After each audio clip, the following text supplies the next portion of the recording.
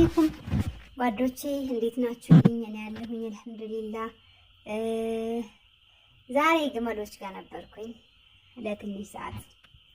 በጣም ደስ ይላሉ። ግዙፍነታቸው ያስፈራሉ። እኔ እንደዚህ በፎቶ እንጂ አይቻቸው አላውቅም ነበረ። እንደዚህ በአካል እንዲቀርብ አላየሁም እና በጣም ደስ ይል ነበረ። ጠባቂዎቹ ደግሞ በጣም ደስ ይላሉ። እንዲህ አያስፈሩም፣ ያቀርባሉ። ቋንቋ ባያውቁም አማርኛ አያውቁም፣ ግን የሆነ በምልክት እንትን ይላሉ።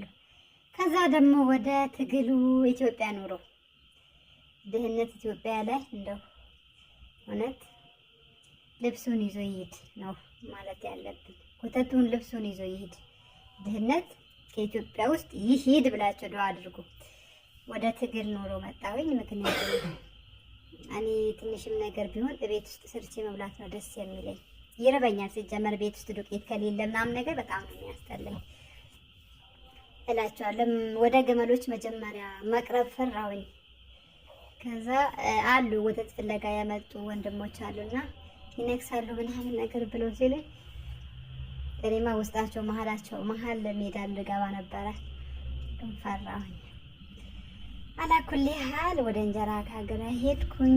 ብቻ በሚጥሚጣ እየበላን ጨረስን። እንጀራዬን ሀፍለኛ ነበረ።